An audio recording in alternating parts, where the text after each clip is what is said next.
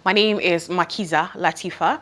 We begin with China Currents, where we take a look at the story shaping China and its engagements with the world this week. So, the last two giant pandas on loan overseas have returned home to China, and authorities say there are currently no plans to loan pandas to Japan, marking a pause in one of China's most recognizable symbols of international exchange. And in the tech sector, TikTok has established a United States subsidiary and transferred its data security operations, a move aimed at addressing long-standing concerns over data protection. Meanwhile, a Chinese city with a population of 9.7 million was thrown into confusion after a widespread navigation failure disrupted digital maps and location services, with the cause still unknown. And in a major step toward the future of mobility, China has issued its first level 3 autonomous driving license, a decision that could mean drivers may bear no liability in certain traffic accidents. These stories and many more are coming up in China Currents here on China Now, so stay with us. Welcome to China Currents. A Chinese city with a population of 9.5 million, Nanjing, experienced navigation crisis. On the evening of December 17th, Nanjing residents reported a temporary malfunction affecting several commonly used navigation apps, which exhibited severe location drift. For example, users on land were shown as being located in the middle of a lake. Some users reported location deviation of tens of kilometers. On the 19th, the Satellite Application Industry Association Nanjing, an NGO, published an article explaining the incident. It stated that the core cause of the navigation failure was temporary interference with and suppression of civilian GNSS satellite signals, affecting both China's Beidou system and GPS. Though the identity of those responsible for the interference is not publicly available, the article mentioned that Beidou civilian signals and GPS civilian signals have achieved compatibility and interoperability, which means interfering with Beidou is equivalent to interfering with GPS. The article concluded by stating that Beidou's military frequencies were completely unaffected. And notably, during the interference incident, no Chinese government authority issued a public explanation, which is highly unusual for an event of this scale. There are speculations online about whether the signal disruption could have been related to a certain type of military exercise. Next, China-Japan relations are showing no signs of easing, and this tense atmosphere have even spilled over into the realm of animal exchanges between the two countries. According to a report by Japan's Kyoto News on 15th, as the loan period is about to expire, the two giant pandas, Xiao Xiao and Lei Lei, which Tokyo's Ueno Zoo borrowed from China, will be sent back to China in late January next year. This means that Japan will no longer have any giant pandas. Giant pandas were once a witness to China-Japan friendship. In 1972, when China and Japan normalized diplomatic relations, the giant pandas Lan Lan and Kang Kang traveled to Japan, sparking a nationwide panda craze across the Japanese archipelago. And since then, cooperation between China and Japan in giant panda research and breeding has continued to this day. According to statistics released in 2021, among all giant pandas on loan worldwide, Japan hosted the largest number, with a total of 13 pandas at one time. The departure of Xiao Xiao and Lei Lei has left many Japanese citizens disappointed. On the 21st, just an hour and a half after Ueno Zoo opened, reservations to see the panda were already suspended due to time restrictions, and each visitor was allowed only about 1 minute to view them. Regrettably, influenced by Japanese Prime Minister Sanae Takaichi's remarks and stance on the Taiwan issue, China-Japan relations continue to deteriorate. It is highly unlikely that the two countries will reach a new panda loan agreement in the near term. As a result, the giant panda, long regarded as a symbol of friendship between the two countries, may disappear from Japan for some time. While China-Japan relations remain gloomy, China-US relations have turned a new page. On December 18th local time, TikTok CEO Shou Zi-Chew issued an internal memo announcing that ByteDance and TikTok had signed agreements with 3 investors and would establish a new TikTok US joint venture. This means that political accusations, compliance reviews, and a looming threat of shutdown that TikTok has faced in the United States over the past 7 years may finally come to an end, opening the door to a new chapter. The new joint venture is named TikTok US Data Security Joint Venture LLC, which will be responsible for US data protection, algorithm security, content moderation, and software assurance. Other TikTok entities in the United States that are wholly owned by ByteDance will continue to handle commercial activities such as e-commerce, advertising, and marketing operations, as well as TikTok's global connectivity and interoperability. The internal memo also revealed that the three investors signing the agreement with ByteDance and TikTok include Oracle, Silver Lake, and MGX. These three investors will collectively hold 45% of the new joint venture, and certain existing ByteDance investors and their affiliates will hold 30.1%, while ByteDance will retain a 19.9% stake, remaining the single largest shareholder of the new company. Looking back at the disputes TikTok encountered in the United States, at the peak of its controversy in March 2024, the US Congress introduced a sell or ban bill targeting TikTok. Citing national security concerns, the bill required TikTok to divest from its parent company ByteDance within 270 days, or, with presidential approval, receive an extension of up to 360 days. Otherwise, TikTok would be forced to cease operations in the United States. In the nearly 6 months before the ban took effect, TikTok exhausted all legal remedies, suing the US Department of Justice all the way to the US Supreme Court. On January 19, 2025, as a 270-day deadline arrived, TikTok was forced to suspend operations. And subsequently, President Trump signed 4 extensions, allowing TikTok to return to app stores and negotiations to proceed. It was not until September 14th and 15th, when China and the United States launched the 4th round of trade talks in Madrid, that TikTok's fate began to become clearer. The two sides reached a basic framework consensus on properly resolving TikTok-related issues through cooperation. On September 19th, during a phone call between the Chinese and US presidents, both Xi Jinping and Donald Trump explicitly discussed TikTok, and ByteDance responded that evening to the concerns raised by two leaders. From that point until the release of this internal memo, ByteDance released no further updates. According to this memo, all matters related to the agreement are expected to be completed no later than January 22, 2026. And TikTok stated that more than 170 million Americans will continue to connect with global audiences without any disruption. Let's look at China's latest step forward in autonomous driving. Last week, China issued its first L3 level autonomous driving license plate in Chongqing, officially allowing L3 functionality on public roads for the first time. Meanwhile, China's Ministry of Industry and Information Technology announced 2 vehicle models equipped with L3 autonomous driving functions designed respectively for urban congestion scenarios and highway driving, and these vehicles will conduct road trials in designated areas in Beijing and Chongqing. This marks another step in China's transition of L3 autonomous driving technology from testing into commercial application. L3 autonomous driving is classified as conditional automation. Under specific conditions and scenarios, the vehicle can independently perform dynamic driving tasks such as steering controls, speed regulation, and road environment perception. However, the driver must remain ready to take over control at any time. At present, all mass-produced and widely sold autonomous driving vehicles on the road, including those from Tesla, remain at L2 level. The core difference between L3 and L2 lies in the shift of liability. In L2 systems, driving responsibility always rests with the user. In L3 systems, if an accident occurs within the system's operational capability and the driver fails to take over in time, liability may fall on the automaker or the system supplier. If the accident is caused by the driver's failure to fulfill takeover obligations, the user may bear primary responsibility. The shift in responsibility implies higher technical requirement and stricter regulation oversight.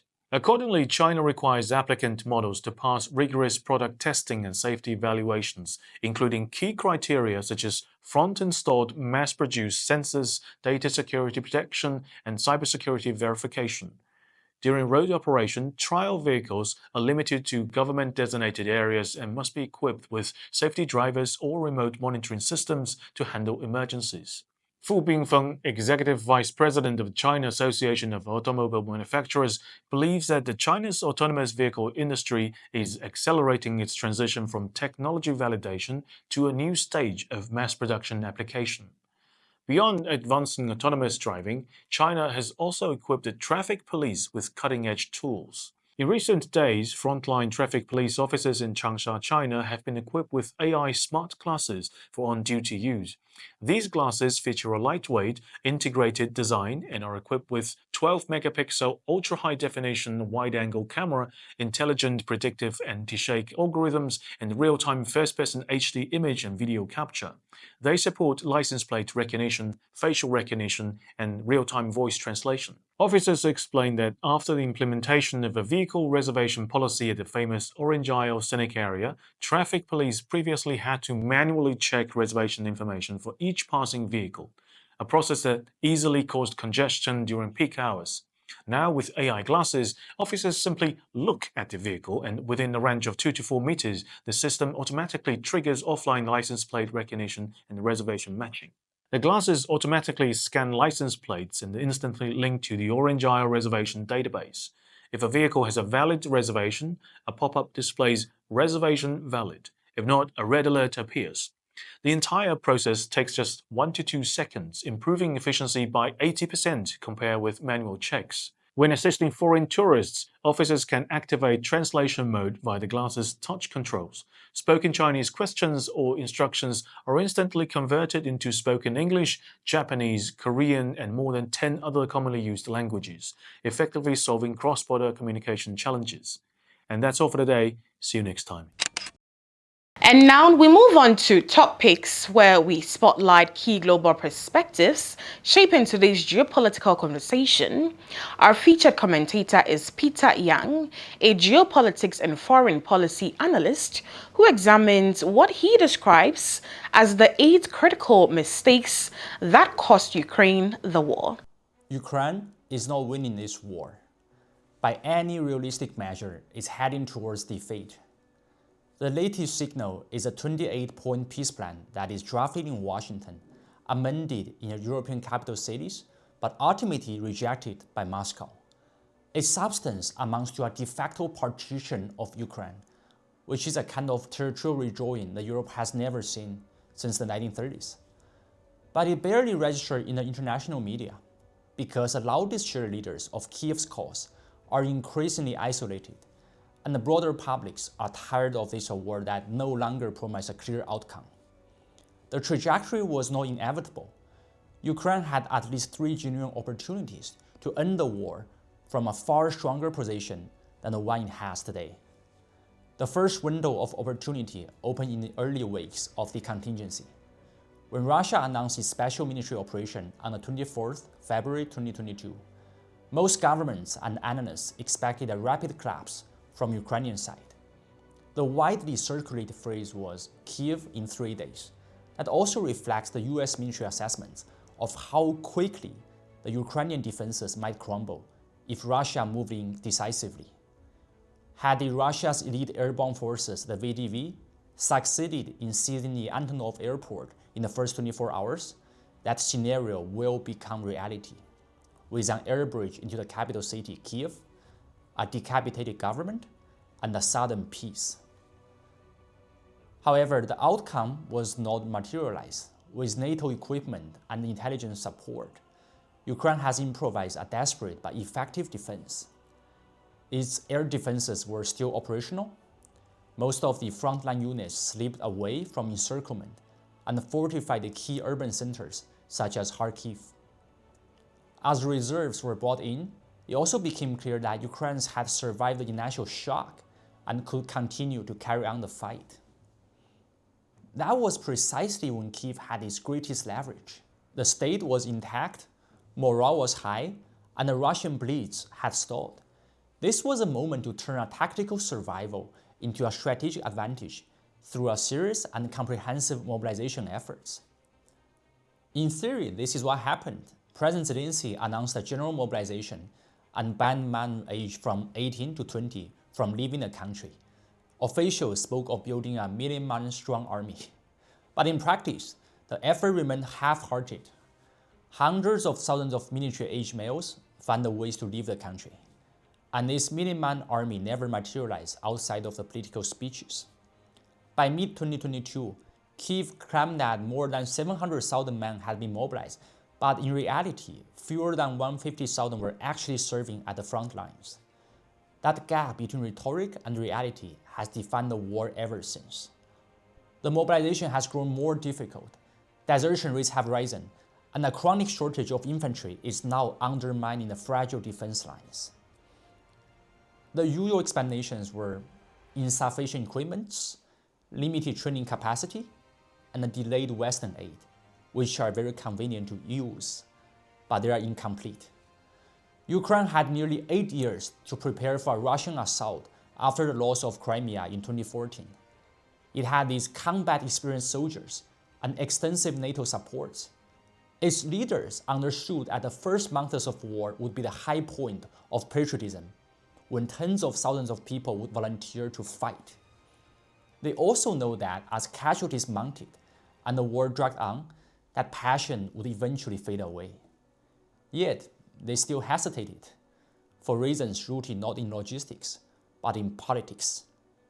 Despite their hard-line rhetoric and actions that actually contributed to the escalation in the war, the Ukraine's leadership never truly believed that it could defeat Russia outright on the battlefield with its own resources. Their entire concept of victory rested on a stalled Russian invasion, costly occupation, and the Western sanctions that would cripple the Russian economy, and ultimately the social unrest in Russia itself. So their real goal was not merely defending Ukrainian territory, it was regime change in Moscow. At least that's what they thought. Within that conceptual framework, Ukraine's task was to hold on long enough for the sanctions, economic pressures, and internal dissent to do the decisive work, to turn a conflict into a second Soviet war in Afghanistan. But in reality, this was a very dangerous illusion, because Ukraine is a secular and modern society. It's not a population that is prepared for a quasi-religious struggle with no military success in sight. Once the early window for mass mobilization has closed, it never reopened again. Then there was another deeper reason why Kyiv avoided the real mobilization. It was a fear of its own citizens. Because a mass army is not only a military force, it is a political force. If Ukraine had fully mobilized and then lost, hundreds of thousands of armed and angry men would have returned from the front, knowing exactly who had mismanaged the war. The risk of a post-defeat uprising against the current leadership will be real. If, on the other hand, Ukraine had mobilized, fought Russia to a standstill, and secured a defensive victory, those same people would have returned home as heroes.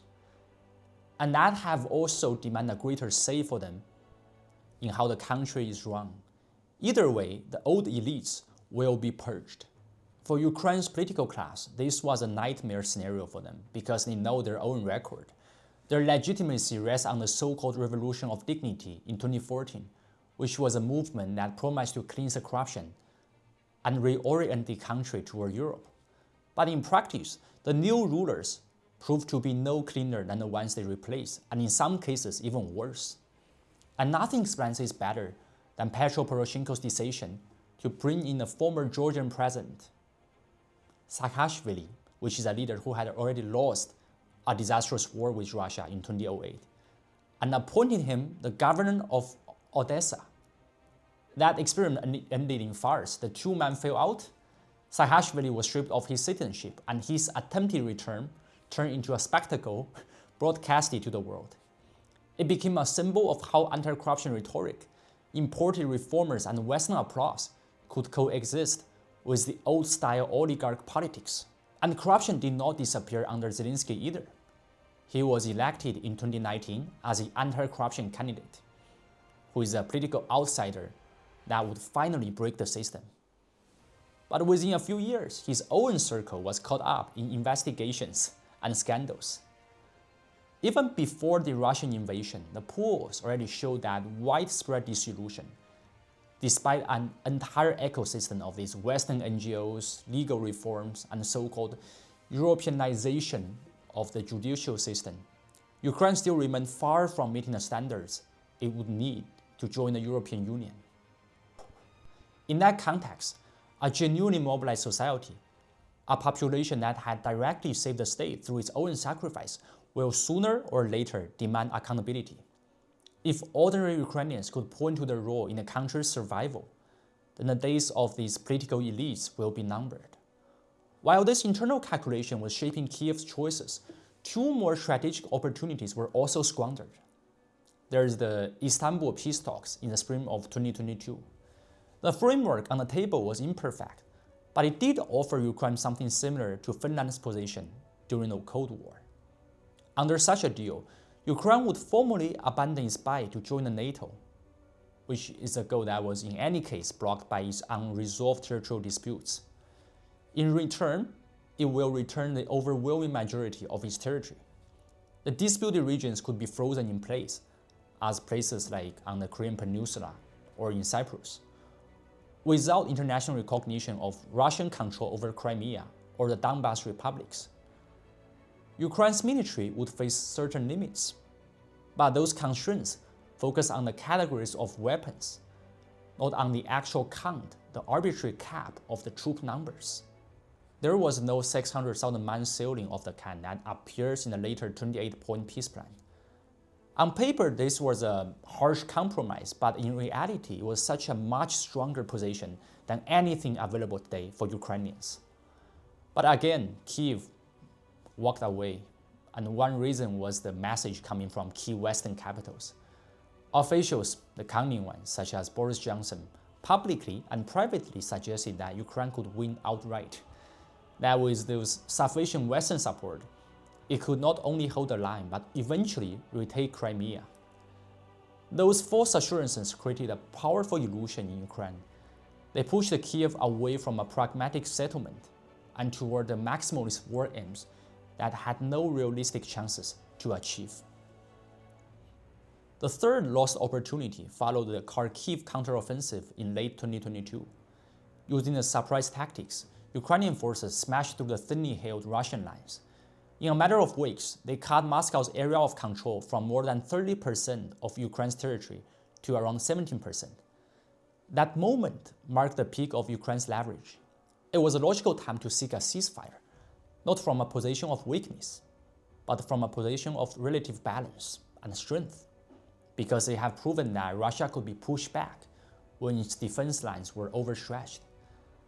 The assessment from Washington's top military officer also pointed in the same direction. General Mark Milley, former chairman of the Joint Chiefs of Staffs, publicly warned that Russia would not be easily driven out of all the occupied territories, and the era of maneuver warfare was ending. What lay ahead was a grinding war of attrition, which is a type of conflict that Russia's larger population, deeper mobilization capacity, and a growing wartime economy would enjoy the advantage over. The implication was straightforward. If Ukraine waited, its bargaining position would worsen, not improve. Kyiv again chose a different path. Its leadership rejected any talk of a ceasefire, pledging instead to fight until the 1991 borders were fully restored. Western governments largely echoed this escalation narrative and downplayed the significance of the Russia's mobilization, which was already underway, a massive one. In hindsight, it is clear that Ukraine's leaders had drifted into an information bubble. They had somehow convinced themselves that the war was purely an imperial project of the Kremlin and fundamentally unpopular with common Russian people, and destined to implode under pressure. For Russian society, however, the war was increasingly existential, because after years of the Western rhetoric portraying Russia as a rogue state, combined with the rejection of Moscow's security concerns, reinforced a shared perception that defeat in Ukraine would mean a strategic humiliation and possible dismemberment of Russian Federation itself. So right now, across much of the political spectrum, the conclusion was clear. This war had to be fought and won.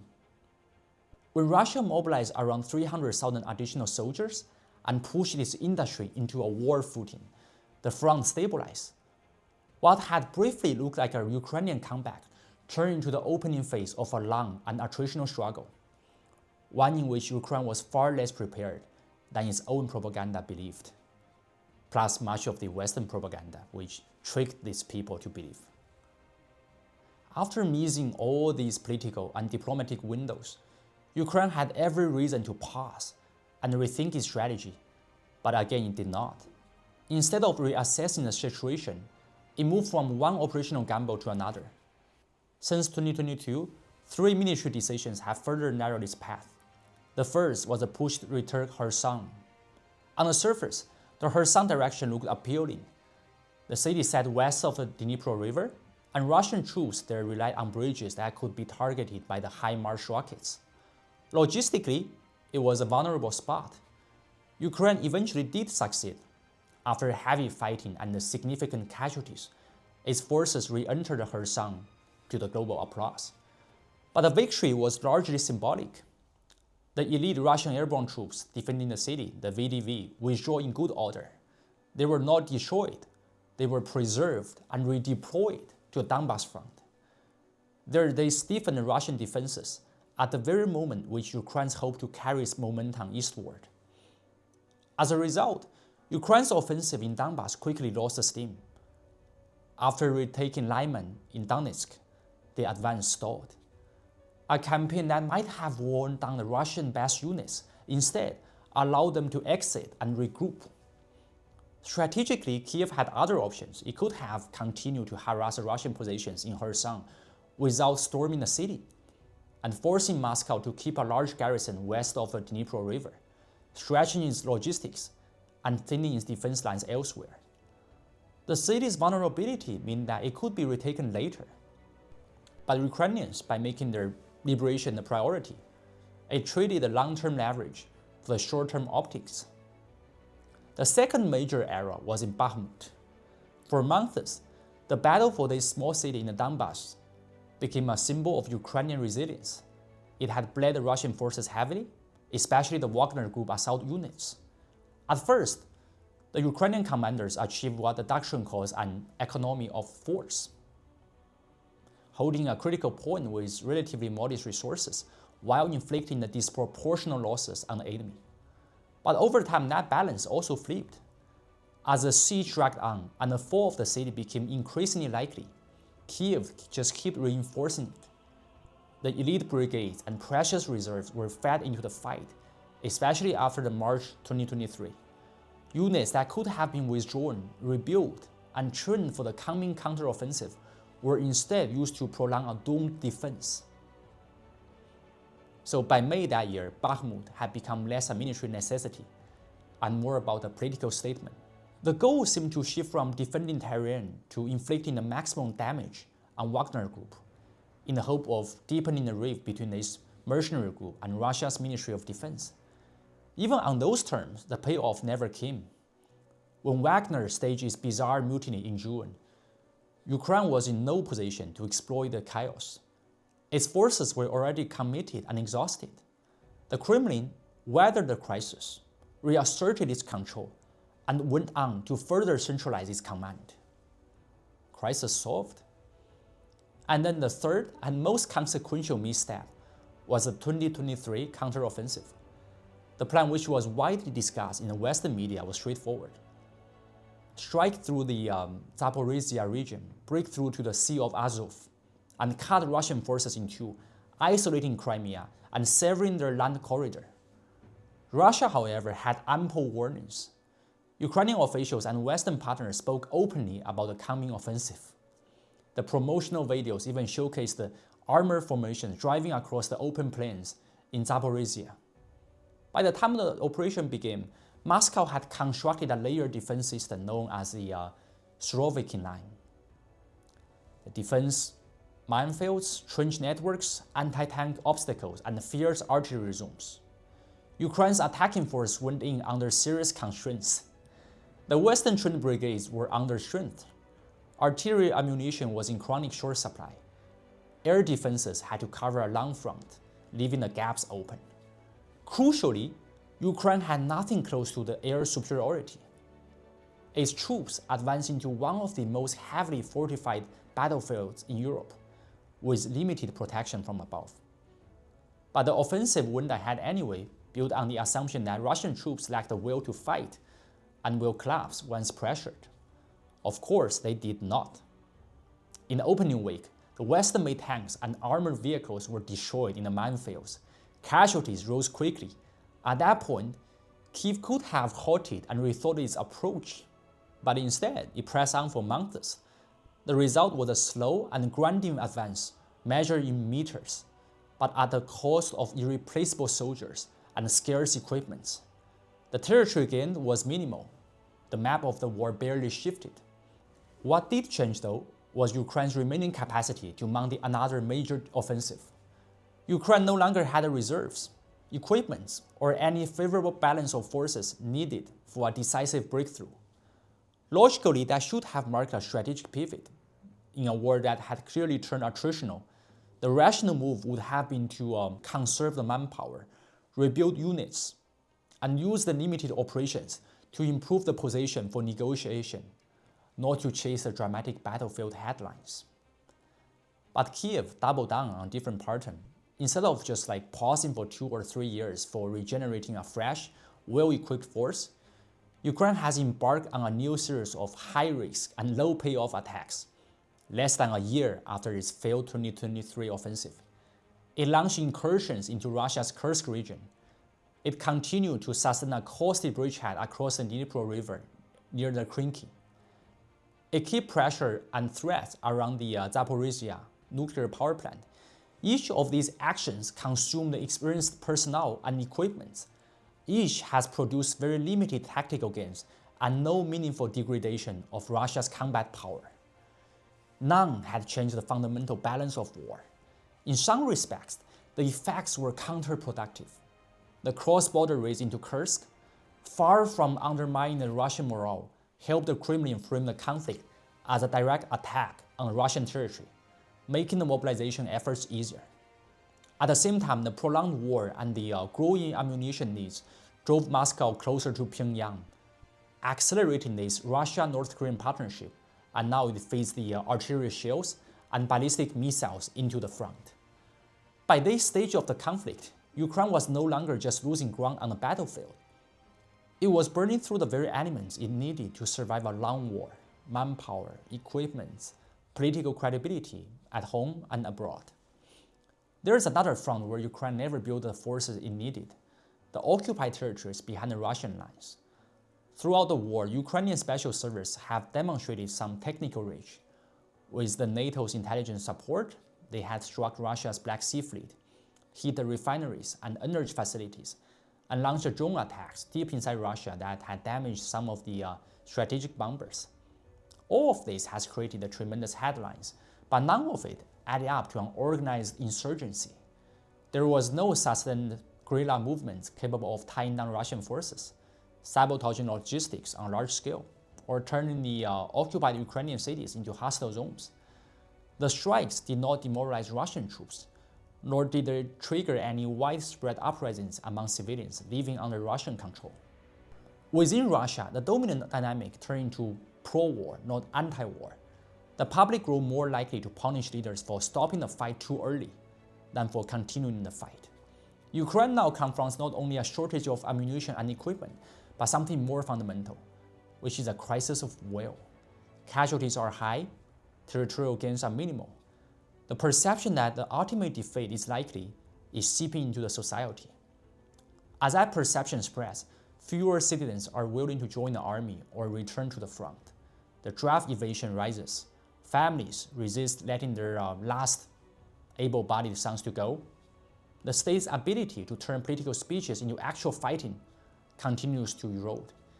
If Kyiv still refuses to move toward a negotiated settlement, the next 3 to 5 years could be disastrous. At some point, there may simply not be enough motivated soldiers to hold a long front against a larger and better supplied opponent. In that scenario, major Russian breakthroughs become likely. Once that happens, Moscow will not limit its demands to the territories it currently controls. The Ukrainian state will be radically reduced.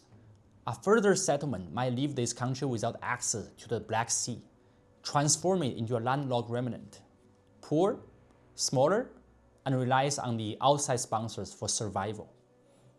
If the war continues on its present course, it will be recognized not as a heroic story of national survival, but as a cautionary tale.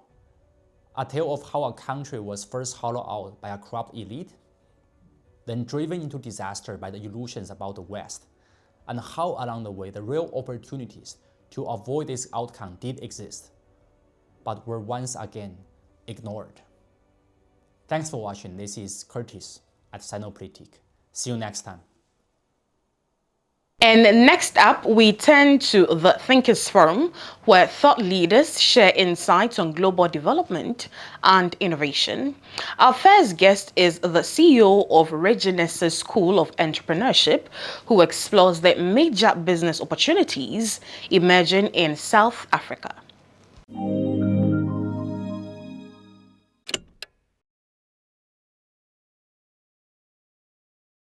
Let me tell you what is very positive right now. The BRICS plus bloc really gives the Global South a very, very good platform. Number two, in South Africa, we are growing as an economy. Africa as a whole is one last block that has got so much growth to do. So South Africa is really open for business, and we're very much clear that the Global South, especially China, technology advancements and some of the capabilities that are coming from there could really, really grow the South African economy. Let me make you an example in terms of opportunities and sectors for companies, especially in the Global South, especially when we collaborate in that regard. South Africa, I think, is already China's biggest investment destination in Africa. I mean, there's many Chinese enterprises and FDI that really maybe around 20 billion US dollars by 2021. That's coming from mining, finance, manufacturing, constructions, and services in general. So the fact that those pockets are there gives the Global South, especially the China-South Africa relationship, an opportunity for businesses to do much more. So let me tell you a couple of opportunities that I think can give even more legroom. Green energy, grid, and storage. That is very attractive right now because South Africa needs to add at least just under 18 gigawatts of renewable capacity by 2030. And that obviously comes with an opportunity of large storage. And that on its own is such a huge opportunity. So a 400 billion or maybe 25 billion transmission lines that needs to carry this energy, it's a huge opportunity, you know. China Power, like I said, I know that they're doing some of the multi-billion-dollar renewable energies in South Africa, and Chinese firms can play really, really a big opportunity in the green energy space. Solar, wind, hydro, all of those things have got a destination. Storage, battery storage, grid scale. I think OEMs from China can really, really have good opportunities, especially because of scale. And then equipment, grid equipment manufacturing, the towers, transformers, switch gears. When you then start localizing the assembly of some of these equipments, then it gives Chinese enterprises opportunities to even be compliant with the local requirements. South Africa wants to build dams, water, and so on, and that's just a big opportunity. Key constraints that will hinder the Chinese companies in exploiting these opportunities. You've got to understand strong localization requirements, BEE threshold on public procurement and utility projects. You have got to understand political sensitivity around grid control and ownership of strategic assets. That becomes important. Then those companies and EPCs that want to play in these opportunities need to align with the South African's renewable energy master plan, as well as the localization roadmap. So I think if those things are in place, then those opportunities can really, really be exploited.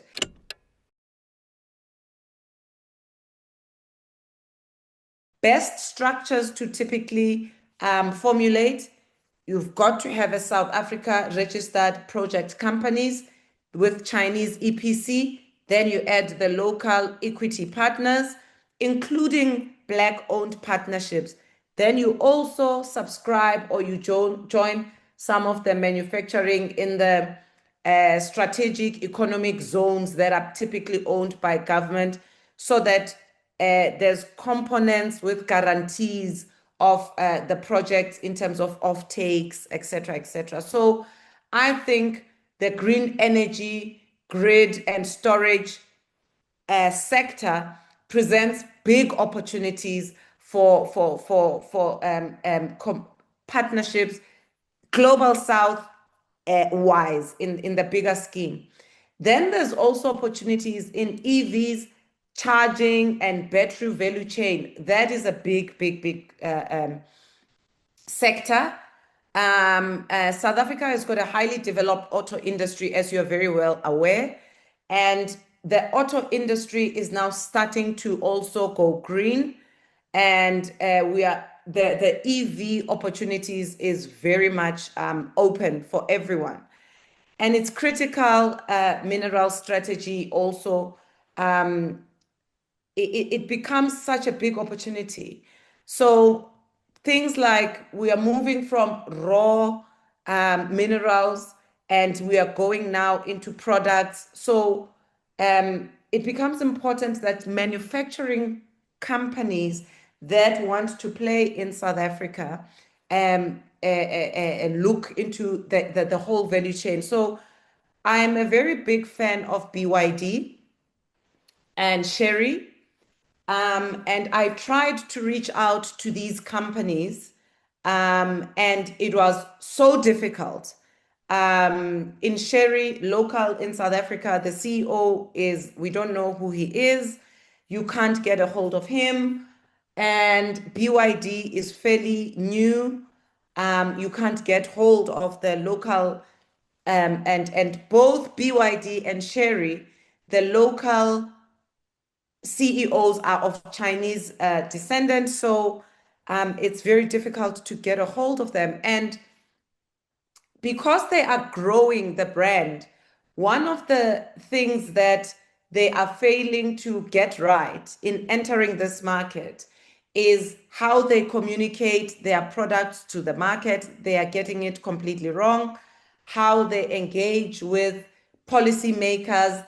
BYD is somewhat getting it right, but how they employ locals in terms of CEO, CFO in positions of influence, they both have made the mistakes, for a lack of a better word. But these companies are already scaling aggressively in South Africa.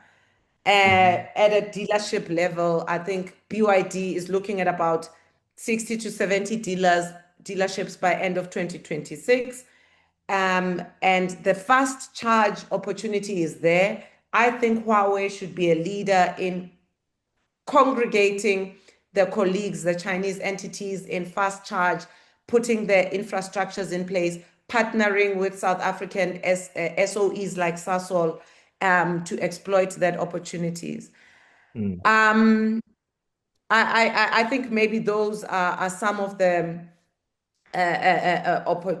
some of the companies that I see that could play a role. I think the EVs are very much a big opportunity, not only for South Africa, but for Africa at large. And continuing with the Thinkers Forum, we are joined by Diego Sequeira, a journalist with MissionVerdad.com, who offers his analysis on the United States escalating sanctions on Venezuela and their wider implications. They didn't understand also the nature of the rising of other powers, which not necessarily have to mean that they are a threat because of a peer could appear, a peer competitor in many fields. And so, and they basically feel, they do feel their weaknesses. And there's even a state of alarm about this, regardless of how less outspoken it is in these terms. They also need responsibles. They also need patsies for this. And of course, that's when all the problems are basically foreigners' fault, foreign meddling from different countries. And so it's easy to find, depending on the administration, if it's going to be China or it's going to be Russia. And now in this current administration, of course, now the focus is on Latin America. And this, because precisely the US is quite aware how much it's actually lagging behind in many strategic fields and areas of development, precisely of the cutting edge developments on many sensitive and strategic fields, like and emerging ones like new materials and quantum computing and shipbuilding and AI. I mean, this is actually Marco Rubio's policy. Marco Rubio has focused precisely on mirroring and exposing in their own terms, in their own crazy terms, the threats of Made in China 2025. And so in creating and also aware of the problems, for example, with how much globalization has dissolved their grasp on some elements of capital flow. Also, after COVID, the need to control supply chains and the need to control also decisive resources. But this time around, which is different from previous times, and as you can see, based on the current national security strategy, they basically realize that in order to face something that's not that clear, the actual threat for them, the actual what some of them, because this is basically written by Elbridge Colby, which is a well-known xenophobe, of course, regarding what needs to be done in order to reach to that point. So in order to do that, U.S. has to re-hemisphere, and I'm using here now a word by Project 2025 from the Heritage Foundation think tank, in which they basically say this: re-hemisphere. They have to take control. It's as simple as that, my friend. They need to take control of the whole hemisphere, and this also explains the Greenland fixation and also the Canada one, and also the stress and the pressure on the Panama Canal and also on Peru regarding Chancay port, because the new Monroe Doctrine, which has a Trump corollary, basically says that the Western Hemisphere, it's exclusive property, basically more or less, of the United States, and they won't allow any extra hemispherical power to control strategic assets, resources, choke points, and so on. I mean, this is, but of course they don't say China, but it is of course about China. So realizing that they're not strong enough to face it, they need to muster the strength by controlling the Western Hemisphere as a whole. And the main obstacle here, of course, at this moment, politically and otherwise, and also the one with the largest oil reserves in the world, of course, the fourth gold reserves in the world, one of the top 10 gas reserves, natural gas reserves of the world. So they need, first and foremost, to control those resources. But like you said in the question, which is it's as important as this is not only about resources. This is not only about regime change and regional change. This is also about punishment. This is also about disciplining population and to prevent, which it has been what they have been doing all these years, to prevent the success of a sovereign independent project that it was actually successful for almost 12 years, and in which it sets an example. It sets an example because of how we decide our own foreign policy, our own democratic system and ways of representation up to the smallest local unit. You know about this, of course. You have your own way, and